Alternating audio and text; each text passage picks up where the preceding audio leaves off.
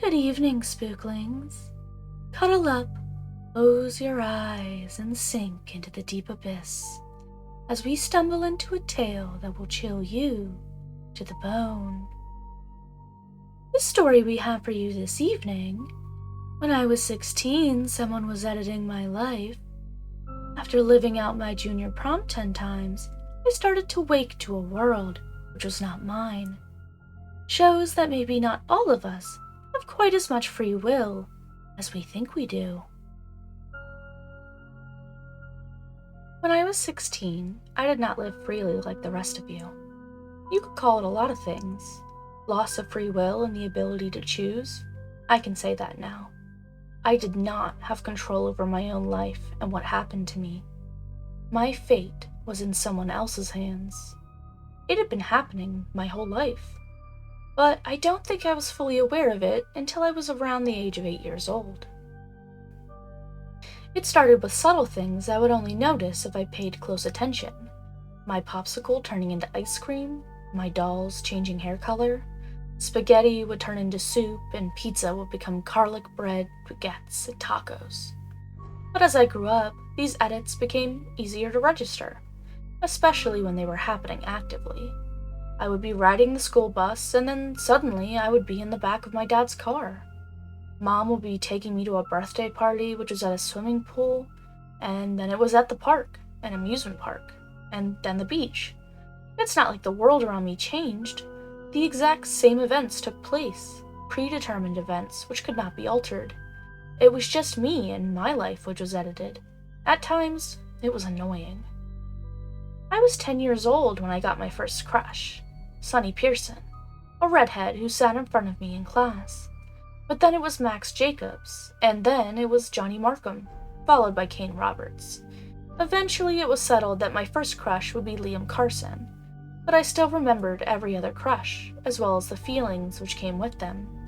I remembered the butterflies in my stomach with Sonny, the tingling in my fingers and toes with Max, and straight-up disgust with Johnny and Kane. It was like living in different lives in multiple universes. Scary for a kid, but also weirdly cool. I could brag to the other kids in my class that I had lived the same 10 minutes over and over again until my editor was happy. But then I would be thrown into some kind of institution for crazy children. So I figured that was a bad idea. It did get significantly worse as I grew up. As kids, we don't really see the true reality of something being terrifying because we don't understand it. I wasn't scared of the edits, more curious. In some cases, they could help. Like, I would be cycling down the road and suddenly go too fast, flying over my handlebars and skinning my knees. Sometimes they would help me, taking me back to the moment I decided to go faster, and then slowing me down, so instead I cleared the hill easily, avoiding the rock jutting out of the ground. Getting older, though, I wanted it to stop, because what kid wants someone else to have control over their life? At Jesse Eaton's 12th birthday, I made 2 friends, Hannah and Ruby. I spent all day with them, exchanging secrets and giggling over boy talk. We had just decided that we were going to have a slumber party of our own when I was abruptly yanked back to the start of Jesse's birthday party. This time, Hannah and Ruby did not talk to me. When I went over to them to greet them, the 2 girls exchanged weirded out looks, told me my swimsuit looked stupid, and left me on the edge of the pool. What's crazy is I remembered the friendship which blossomed between us in those few short hours it takes kids to make friends. I had this feeling that we were going to be friends for a long time, that maybe it would last a lifetime, before I was pulled back to the start of that day, and this time the 2 of them became the exact opposite. That is when this thing started to get to me, when personal friendships and relationships were edited and cut to suit this phantom entity playing around with my life. I experienced my dad getting 3 different new jobs, and we moved to 3 different new cities when I was 13. I remembered each one. I remembered the middle schools I attended and the friends I made before I was dragged back to the town I was born in. Whole parts of my life were cut out, friends becoming strangers and strangers becoming friends. It started to drive me a little crazy. On my 13th birthday, I was hunted down by a woman in a gray suit, chased into the forest and stabbed in the gut. I remember her steel grip on my neck, choking the breath out of my lungs, the cruel teeth of her knife plunging in and out of my stomach until the warm wetness was tainting me, soaking through my nightshirt. This woman never spoke to me. She never said a word when she murdered me. I went through this 3 times. 3 versions of me screaming for my parents who were never home, throwing myself into a run that was never fast enough, and always going into the same forest I knew was my final destination. I started to wonder if being murdered was my fate. If this thing in charge of my life and actions wanted me to suffer.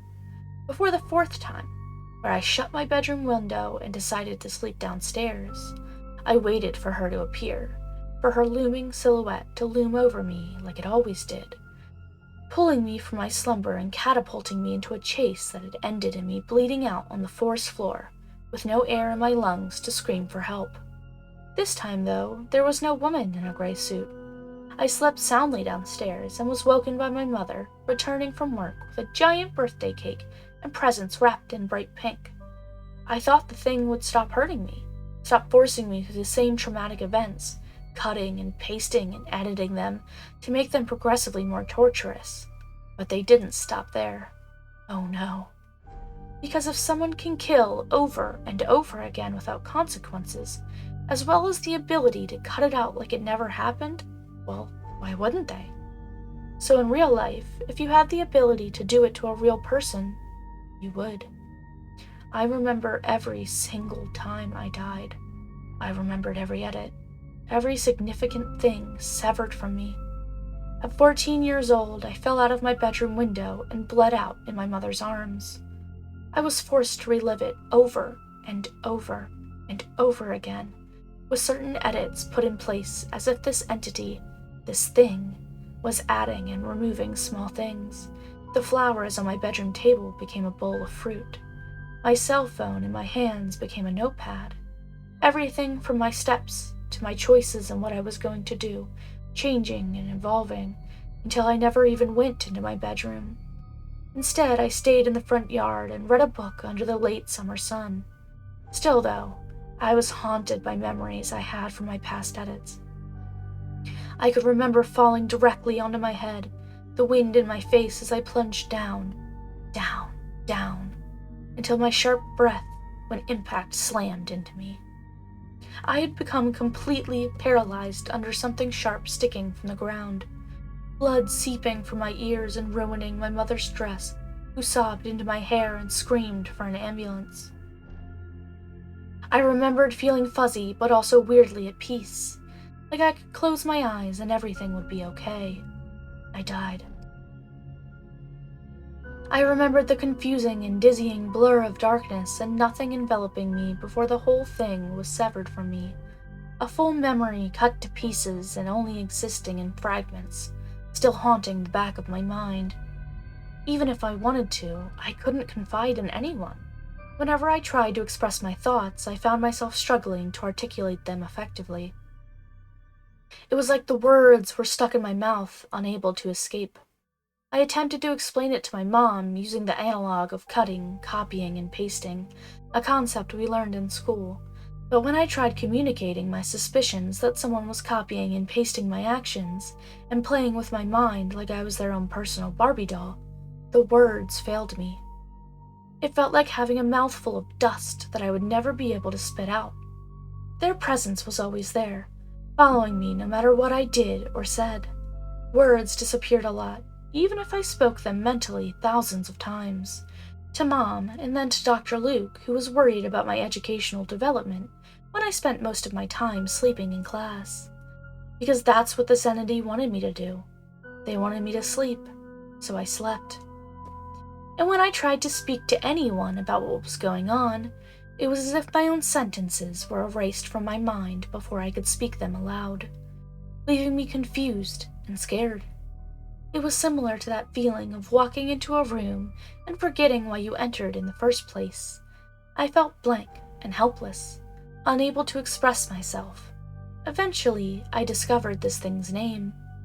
It wasn't a thing at all.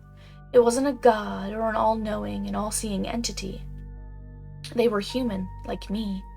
I woke up one day suddenly with the knowledge that the person controlling my life was called Seven. And they did not have bad intentions, they were just curious. I saw glimpses of Seven, not them in particular, but their life. I saw their room, which confused me. It looked like a bedroom from the angle I initially saw.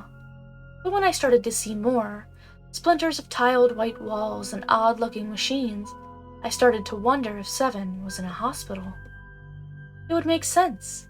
From what I saw, Seven was always kneeling on the floor, with something pressed to their knees.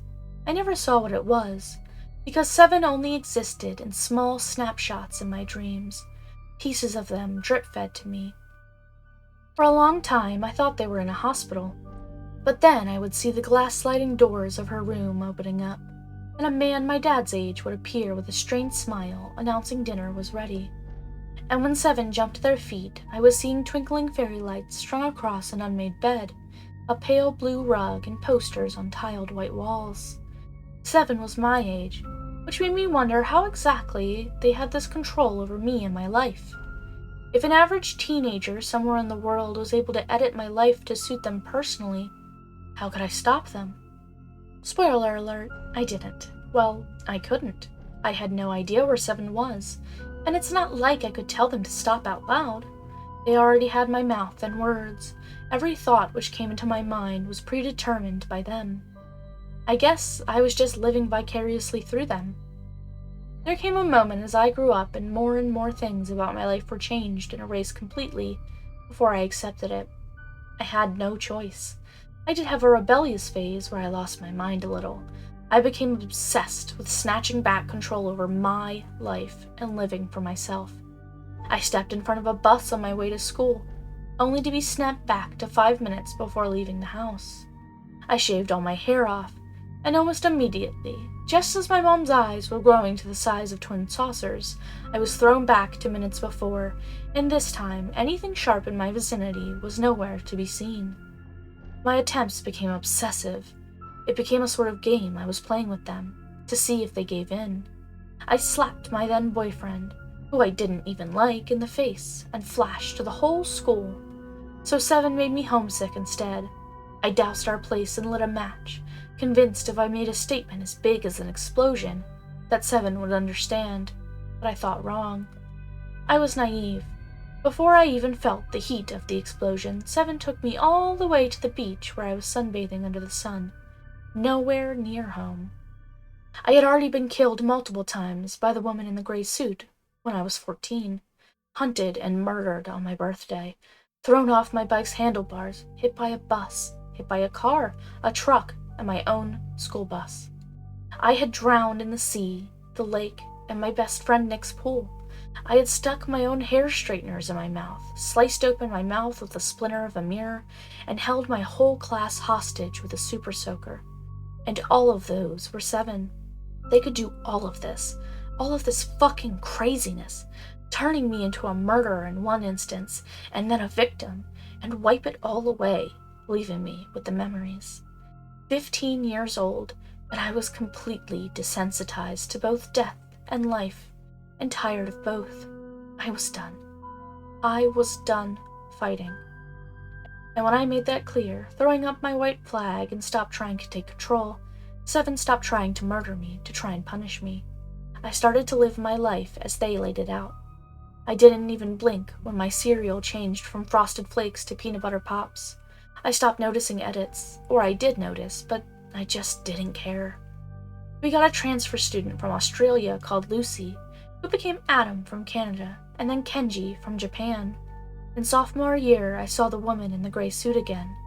This time, she was our new guidance counselor. Seven thought they could get a reaction out of me, but I was way past being scared of the monster from my childhood, who had cut and sliced and severed until they only existed inside of my memory. Still, though, I wondered why Seven had made her the exact same. The exact same strict blonde ponytail and narrow nose, her collar popped open slightly, and one button missing on her suit. I had been the one to tug it off in my struggle to escape her. I remembered all of those instances, exactly 10 versions of me reaching out, the air being sucked from my lungs as her grip tightened around my throat, pressing the right amount of pressure for me to suffer, and grappling with her suit until a button came loose. Maybe Seven only had that version of her, though it was still eerie hearing her speak after only seeing her as a mute shadow chasing me into the night. "How are you doing today, Smith?" Her name was Mrs. Stoke. When she leaned across the desk with a smile, she smelled like the pine trees I had died underneath. I had to see her every day, both in passing and during sessions. I didn't even know what I was there for. I had to nod and smile and tell this monster all of my problems, while Seven made no attempt to edit and cut my memories. I often wondered why they didn't. If they could alter my life to fit their taste, why did they leave me with the memories? I quickly came to realize throughout my life that it was just me who was being played around with. The people in my life stayed the same, while in my perspective, they changed. Things like accidents and deaths were things that couldn't be changed.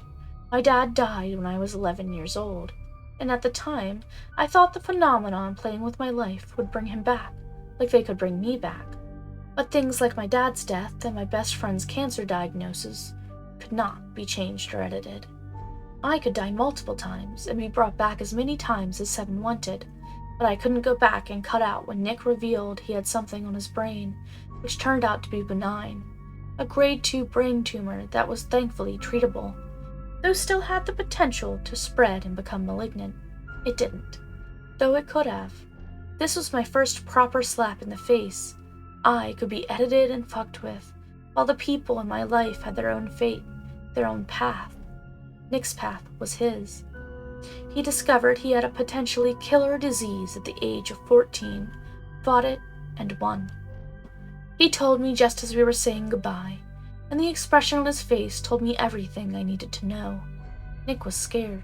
No, terrified. And he didn't want me to worry, so had told me at probably the worst time, when I had to head home to help Mom prepare catering for a barbecue she was holding. "I'm sick, so I need to be in the emergency room for a bit. But I'm okay," he said quickly, before jumping into his dad's car. When I managed to register his words and follow him right to the window of his car, demanding to know what he meant, Nick's smile disappeared. "It's nothing," he said, before rolling up the window and signaling to his dad to drive. I didn't find out what he meant until later that night, when Mom came into my room and wrapped her arms around me, told me exactly what it was and that Nick was going to be okay, leaving me to sob into my stuffed toys. I had naively hoped Seven would take me right back to before Nick had dropped the bombshell, and instead have him say something completely different.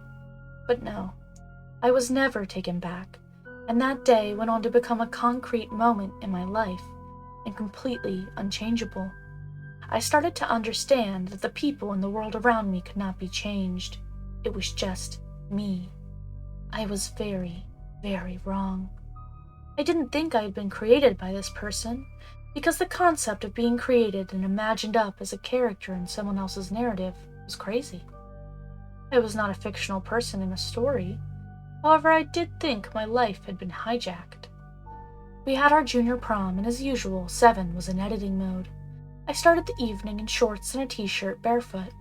Then I was cycling in my prom dress, struggling with my heels on the pedals before they were completely edited out. Yes, unsurprisingly, it was hard to pedal in heels in a dress. It took me falling 3 times for Seven to realize that. This was the last time. I could sense their eagerness to get this perfect. The early June heat scorching my back felt exactly like it had the first 9 times. A light breeze grazing my cheeks and playing with stray strands of my hair. The sky was cloudy, and I was being attacked by fireflies, tiny buzzing balls of light dancing in my eyes. I already knew exactly where the night ahead would lead me. I wasn't technically allowed to go to prom due to too many tardies. However, after reliving the same night 9 times already, I knew Mrs. Clay, who was in charge of prom invites, would eventually let me in for a single sympathy dance.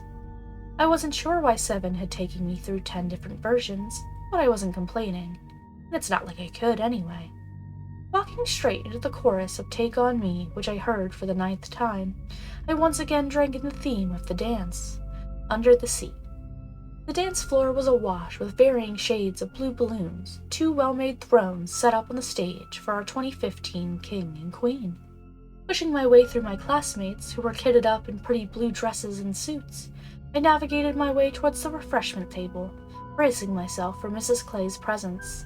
According to the last 9 times I had relived this dance, she had made herself known when Cassie Lennox spilled punch all over herself. Cassie's squeak of annoyance rang out, just as I was reaching the table. I could see Nick leaning against the table, idly snacking on a mini sandwich. In the previous instances, he had been tearing apart the dance floor. I wondered why things were different. Smith, Mrs. Clay folded her arms across her animal sweater she really shouldn't have been wearing in this kind of heat. "You are not on the guest list," she said over another 90s song blasting. She was a little more friendly this time, unlike attempt 8, where she dragged me from the hall herself, shouting at me for disturbing the other students. Fixing me with a stern smile, the teacher cleared her throat. I could tell she was distracted by some of the varsity teams spiking the punch behind me. I already knew what effect their spiking would have on the student body, but it was just beer. Mrs. Clay seemed to be torn over grilling me and stopping them. "Smith, students who have failed to meet requirements to attend prom are not supposed to be here." Her narrow glaze flickered behind me. "Robbie Altrez, I can see that beer in your hand." "Relax, it's Coke," the boy laughed. During the 3rd, 4th, and 5th instances, it was Pepsi instead, and Robbie Altrez had been a lot less chipper. Visibly uncomfortable now, the teacher was clearly freaking out over whom to yell at. I took my chance. "I know I'm not supposed to be here because of my tardies or whatever I'm in trouble for," I smiled, unlike the other times when I protested and started yelling at her. This time, Seven was making sure I was as sweet as possible. Maybe she really wanted me to have this dance that I had found myself craving. I had relived the same 3 hours over and over to get a dance that was either cut short, ruined by a teacher, cut off by a slow song. But can I have one dance? I wasn't wearing shoes, and she noticed that, raising her eyebrows. I did like the heels I started out with, cute silver slip-ons. The teacher opened her mouth to no doubt question my lack of shoes, but with her actually listening to me, I started to plead. Just like every past instance, but this time without screaming at her like a banshee. "Please." It was when her expression contorted, her lips quirking into the slightest of smiles, that I knew I had swayed her. "I just want to dance to one song, and I'll go," I said. Nick had caught my eye in the crowd and was waving maniacally. I waved back, unable to resist a grin. He looked confused. I told him I'd stayed home and watched movies. In the 6th instance, he had come over himself and dragged me into a manic dance, ignoring the teacher. One dance, and then go. Mrs. Clay shot me a glare before twisting around to go and wring the varsity guys' necks. I found Nick at the refreshments table, making his way through the dessert options. When I sidled up to him, he shot me a smile, biting down on a mini cheesecake. The boy looked to be lost in thought, his gaze drowning in the crowd of kids jumping up and down to a dance track. I expected him to be his usual happy self, repeating the same thing he said in every other instance. "Aren't you supposed to be at home watching scary movies?" But the words never came. Instead, he offered me a smile. There were tiny differences in his appearance compared to the other instances. Instead of the same stripy suit I was used to, he wore a simple white shirt and pants, strands of light brown falling in sleepy eyes. It was his freckles that attracted me to him. When I was a kid, I used to spend hours joining them up in a dot-to-dot until his cheeks resembled constellations. "You made it," Nick murmured. "I did." "Did you cycle in a dress?" I leaned back. "Yes." "Was it hard?" "Maybe." I caught his gaze, and something in me, what were my actual words, couldn't resist spitting out a question that was never in any other past instance, because I didn't have to say it. This was the first time Nick wasn't acting like himself. "Are you okay?" The words surprised me, because they were mine, and Seven had allowed me to say them. "Yeah, why wouldn't I be?" His voice was slightly slurred, and I remembered the varsity guys were spiking the punch, but that wasn't for another hour. Mrs. Clay had already chased Robbie from the room, so it didn't make sense that Nick was getting drunk this quickly. Seven wasn't in control at the moment, and I turned to him slowly, with my own free will, my own thoughts, and found myself staring at a face I didn't know. or at least one that resembled my friend, but wasn't him. In the dull blue lights, Nick wasn't looking at anyone or anything, staring into the crowd with a curl on his lip, occasionally sipping from his punch. When I followed his gaze, his eyes seemed to be raking through the crowd. He was searching for something. I was surprised when he nudged me with his elbow. "Hey, so, after this, can we talk?" Nick took another sip. "Outside?" Something ice-cold crept down my spine when my best friend turned to me with an expression I didn't recognize, haunted eyes which reminded me of my own, staring into the mirror at home after reliving the exact same events. "And your 2015 king is," Mrs. Wilma yelled into the microphone with way too much gusto for a woman of her caliber. "Nick." It was always Nick. "Nicholas Highcliffe!" The hall collapsed into applause, and a bright spotlight found my best friend's face, illuminating handsome features. In past instances, he had been amused and yet surprised. This time I noticed he rolled his eyes, which was odd. I don't think I had ever seen him react like this during the other times. My best friend turned and dumped his drink. "You're kidding me. Did you vote for me?" His tone didn't match his words. The boy's words were joking around, and I expected a laughter, like every other time when he'd elbowed me playfully. I had been trying to think of the best words to describe my best friend at the moment, and it would be unnatural. Somehow, he didn't belong next to me, or in that room, like he had every other time. His presence felt like a glitch, a problem I couldn't look past. It suddenly looked like more of a shadow, a silhouette, than a human. Still, though, the same words came from my mouth in the exact same tangled slew as every other time. But this time I was self-aware that there was something wrong with him, and he wasn't good at hiding it. "I didn't," I said. Which was a lie. I always voted for him. When I tried not to, the ballot wrote itself anyway. "Fuck," Nick groaned, tipping his head back with a sigh. But it almost looked too forced, out of whack. Too fast, like he had been put on 2 times speed. Is it because of the thing? Nick had been referring to his cancer as the thing for a while now. The thing was a very small monster hiding in his brain, around the size of a raisin, which had needed both surgery and chemotherapy. It had been caught early, and had been in remission for almost 2 years. He had lost his hair during chemo, and grown it all back again. But still, for some reason our class still referred to him as the kid who got cancer. So let's all feel sorry, not sorry, for him. This included him being student body president, as well as having his own designated spot during pep rallies and games. It was as cute as it was kinda cringe. Nick's words, not mine. There's not a lot you can say to someone who has cancer, and the cruel yet universal answer we don't vocalize is, "I'm so sorry it's you and not me." It's not cruel or rude, it's human. Our classmates had taken "I'm so sorry it's you and not me" to a whole nother level. I leaned against the table with a shrug, allowing Seven to take control of my mouth. "I'm gonna say it's because of the thing." When he scowled at me, I nudged him. "Well?" I smoothed down his shirt and tie, noticing my hands were shaking. When my fingers delicately fixed his collar and tie, I noticed Nick was staring directly at me. He wanted to say something. "What are you waiting for?" I spouted out the same words which were always on the tip of my tongue. "Your crown awaits." Nick shot me the side-eye. Please don't make me do this." But just like every other time, he slowly made his way through the crowd before jumping onto the stage. Nick allowed the teacher to crown him with a mocking bow and took the mic. "I'm okay now, by the way," Nick said with a shrug. When he caught my eye, I nodded.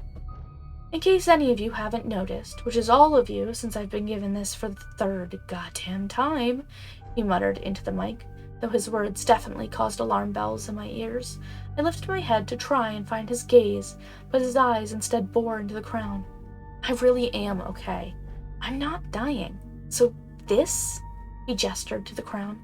"It really doesn't belong to me, but sure, I'll take it. Thanks, guys." Smiling awkwardly, Mrs. Wilma took the mic and pulled it back. Okay, maybe he was drunker than I realized. This didn't happen during the other times. Nick just took his crown and shook his head when he was pressured to make a speech. This time, though, my best friend seemed like he had a lot to say, very clearly intoxicated with alcohol. I was sure didn't even exist yet. Can we please remove the memorial from the boys' shower room? I am not dead, guys. I'm okay. It was this big. He tucked the mic in his armpit before using his thumb and index to indicate the size. They caught it. I'm okay. I've been okay for a while, if you actually pay attention. So please, treat me like a normal person, all right? The crowd answered in a low murmur, and my best friend cleared his throat. Also, okay, Nick. Mrs. Wilma was getting flustered. Thank you. But Nick didn't let go of the mic. I gestured for him to get a hold of himself, though he just smiled and winked. Still the same attitude as the other instances, though I couldn't ignore a certain look in his eyes.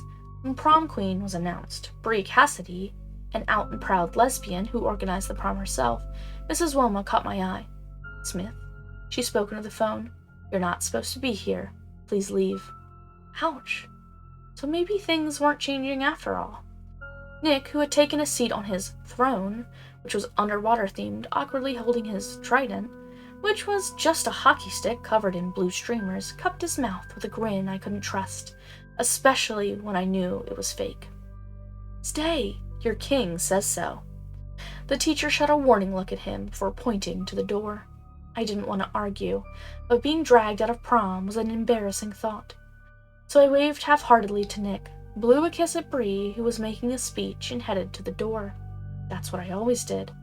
This time, though, Nick caught my eye before I left, twisting his head around. He didn't say anything, though his expression told me everything I needed to know. We need to talk, his eyes said. Now. My best friend's gaze lingered on me before finding our classmates once more, his expression contorting back into what I thought I knew, what I thought was familiar. When I made it back onto the corridor, my head was spinning, but there were my thoughts, not Seven's. I wanted to go back in there and drag Nick off the stage. I wanted to go and down a soda, because I had not drunk anything in hours, and for some reason Seven was against the idea of hydration. Now that I had semi-control back, control I had not felt for a long, long time, I wanted to do everything Seven was stopping me from doing. I found my fingers grazing my own face and lips and cheeks, and yes, I was real. I was thinking my own thoughts, which exploded into my mouth and slipped from my lips when I dared speak them. Words I wanted to tell my mother at the age of 8 years old, when I was scared I was losing my mind. Starting towards the exit, I planned to wait on the football field for Nick. Before the doors on the other side of the corridor were flying open, and April Lucas was stumbling forwards. April was one of the quiet kids, usually keeping to herself and barely making eye contact with anyone. I found myself panic-stricken as the girl took long strides toward me before situating herself 3 inches from my face. "Tell them to stop," she whispered in a cry. The girl tugged violently at her hair, her wild eyes barely meeting, instead lost elsewhere. "Tell them to stop." Something strange popped up in front of my eyes, suddenly, a tangle of words barely registering in my mind before I blinked and they were gone. The words I had seen were suddenly in my mouth. Tell who to stop? April grabbed my shoulders, squeezing for dear life. "Seven," she whispered. "I can't take it anymore. I can't take it. I can't take it. You need to tell her to stop." When she faced me, there was something wrong with her eyes. Her nose was bleeding, not bad, but significant enough for her to realize, her eyes widening. "They're going to kill us." Before I could respond, the girl was stumbling away, sobbing, clawing at her hair like she was trying to scalp herself. Turning to shout the girl's name, I caught a sudden flash of movement in the corner of my eye. I knew what it was, or who it was, from the ponytail swishing from side to side. My childhood nightmare had come back to haunt me. I never knew these were the events that followed prom, because I relived my prom night almost 10 times. Twisting around, I found myself face to face with my guidance counselor, also the woman in the gray suit. This time, she did not bother to hide behind her facade. I glimpsed the familiar sliver of silver poking through her knuckles of her fist, the exact same knife which had killed me multiple times. I didn't even make it to the classroom. It's amazing how fast you can get from A to B fueled with adrenaline. I don't remember screaming or crying out, just knowing I was inevitably going to die and be dragged back to 8 p.m., cycling in my dress and shooing away fireflies. I was only thinking one thing when my guidance counselor shoved me against the door I was trying to get through, slamming my fist against it, screaming with no voice. Why? I spoke to Seven when the ice-cold blade was plunged into my gut over and over again, beads of warm red filling my mouth and dripping down my chin. Why are you doing this to me? I dropped to the ground when the woman's fingers untangled from my hair, letting me slip to the floor with a wet, meaty smack. I was trying to drink in her features and try and find a person, a soul behind those empty dark eyes boring into me, but I just found the dark, dead. Again. This time, though, I was aware of my death. I was aware of the dark swallowing me up. I expected Seven to edit me once again, taking me back to 8 p.m., but when I opened my eyes, I was standing up, back at prom. Back leaning against the table with Nick at my side. His expression was back to normal, the normal which was amused in the curl of his lip and the spark in his eyes. But there was something wrong. This world appeared to be frozen, flickering. The air in front of my face looked to be buzzing with an invisible current. Everything was still. The crowd around me was frozen in time, some of them dancing, chatting, and spilling drinks. Before I could fully understand what I was doing, I was pushing my way through my frozen classmates and back out into the hall. April Lucas was standing at the end of the hallway, also frozen. Her expression was the exact same as before, and when I turned my head, there she was again, the woman in the gray suit, also frozen like everyone else in mid-stride. It hit me how inhuman she looked when I was fully taking her in. She didn't have ears or a thumb and forefinger, while the knife in her hand looked almost plastic. I started forward in a daze, eager to pull the weapon from her hands to see how a blade that looked fake could kill me so many times with brute force. "How many times have you lived through tonight?" Nick was standing behind me, his arms folded. I started to answer, but once again words were appearing in front of my eyes. Though this time they were caught, scrambled, and wronged. This time they were multiple. "What do you mean? I haven't noticed anything weird. Someone's trying to kill me, behind you." Swallowing hard, I blinked, and the strange words faded slightly before disappearing. "What do you mean?" Just like in my dream of Seven, I was back in their bedroom, walls of white surrounding them. This time I saw their trembling hands and an odd device against their knees. It was a tablet of some sort. In Seven's hand was a pen. With several strokes, they began to sketch out my best friend's face in outlines, before adding swirling eyes and a mouth which didn't make sense, which was too big for his face. And above that, a large speech bubble, "Tonight." More words were scrawling across black and white pages in the back of my eyes. "Your whole life. How many times has she changed it?" he said. "When I was 14 years old, a woman in a gray suit came into the hospital and stabbed me through my chest. Then I woke up like normal, and nothing had happened. I thought I was losing my mind, until I had to live through it until I was let go." He spoke in a hiss. "Following that night, I choked on a piece of chicken. I was murdered by my secret second twin, and my personal favorite, hunted and killed by our whole class on my 15th birthday. My face was drawn underneath, less artistic, more of a blur of shadow, with not many facial features. The drawing of me didn't speak, and neither did I. It happens to you too," Nick said. But this time he was speaking for himself, while the version of him, Seb's drawing, turned forward, his eyes drawn in manic and terrifying swirls.